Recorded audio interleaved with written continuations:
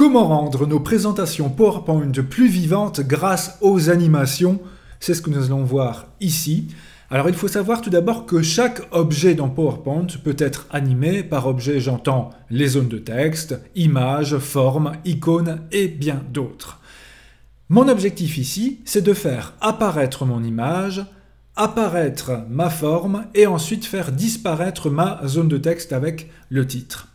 On va d'abord cliquer donc sur le premier objet, le soleil.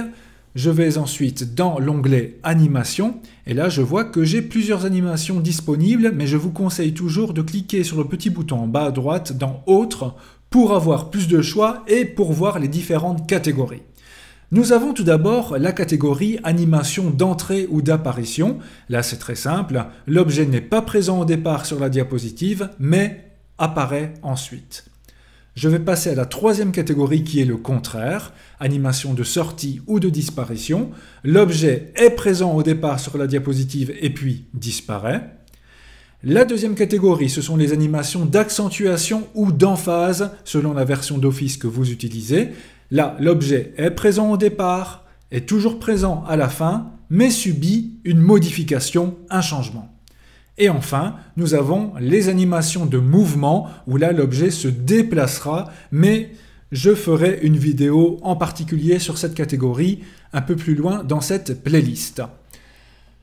On va donc commencer avec les animations d'entrée ou d'apparition pour notre soleil. Je vais par exemple choisir entrée brusque, voilà directement le résultat. On a d'autres choix, comme ceci, pourquoi pas ceci aussi, cela... Des barres aléatoires, vous voyez plusieurs animations d'apparition. Si celles-ci ne vous plaisent pas, vous avez toujours d'autres options dans autres effets d'entrée, comme par exemple, on retrouve tout à fait à la fin l'animation en spirale, que nous n'avions pas tout à l'heure, le boomerang, ou encore la toupie.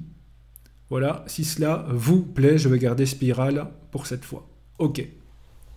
Comment voir si on a bien assigné une animation à un objet? Vous voyez que le petit 1 apparaît ici.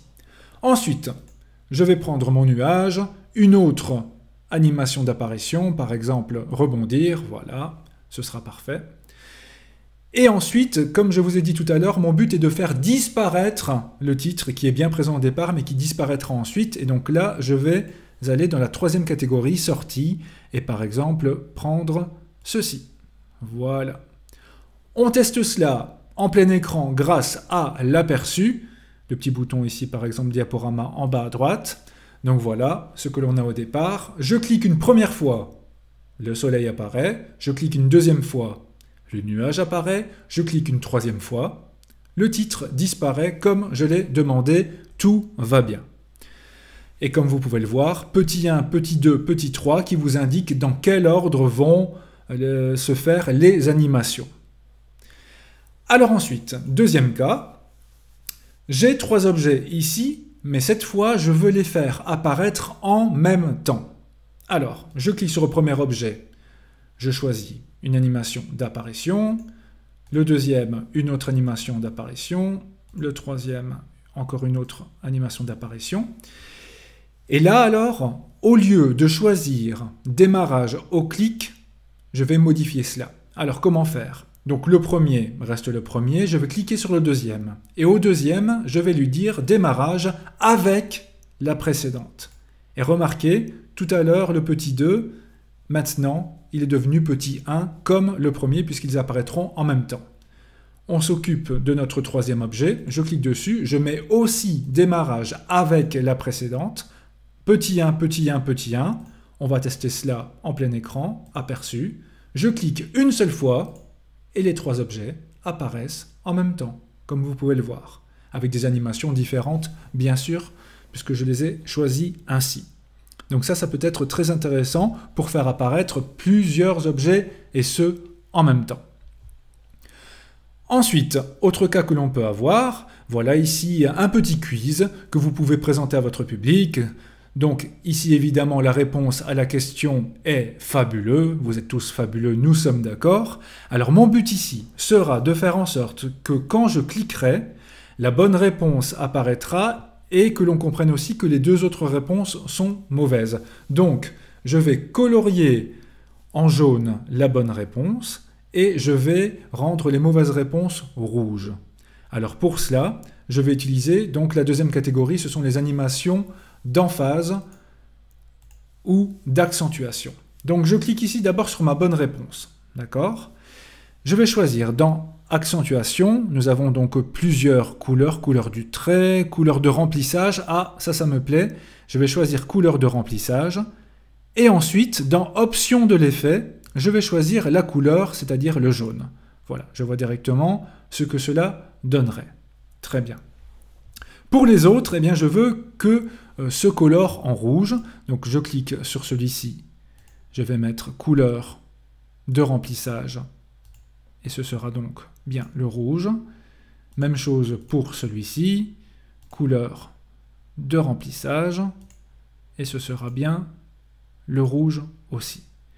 Je n'oublie pas, pour que les trois apparaissent en même temps, eh bien, de bien choisir démarrage avec la précédente. Même chose pour lui, démarrage avec la précédente. Voilà, 1, 1, 1. On va tester cela en plein écran. Donc voilà, vous proposez une question et plusieurs réponses à votre public. Le public essaye de répondre. Et ensuite, je vais cliquer pour afficher les bonnes et mauvaises réponses.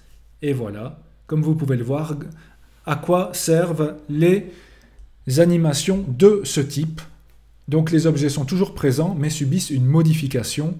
Et ainsi, je pense que cela vous permettra de bien comprendre comment cela fonctionne. Voilà donc pour les animations de base. Donc comme vous l'avez compris aussi, selon les animations, selon ce que l'on choisit, on peut avoir des options d'effets. N'hésitez pas à aller les voir. Cela permet par exemple, voilà pour celui-ci, j'avais choisi une animation apparition forme. Dans option de l'effet, je peux choisir losange, plus, boîte, cercle. Si je choisis losange, vous voyez qu'il apparaît en losange, tandis que si j'avais choisi par exemple boîte, vous voyez que c'est beaucoup plus carré, rectangulaire. Donc n'hésitez jamais à voir quand le bouton option de l'effet est allumé, cela vous permet d'avoir d'autres effets d'animation encore, et cela peut rendre votre présentation d'autant plus originale. Voilà, n'hésitez pas à aller voir les autres vidéos qui arrivent sur cette playlist sur les animations pour encore les rendre meilleures.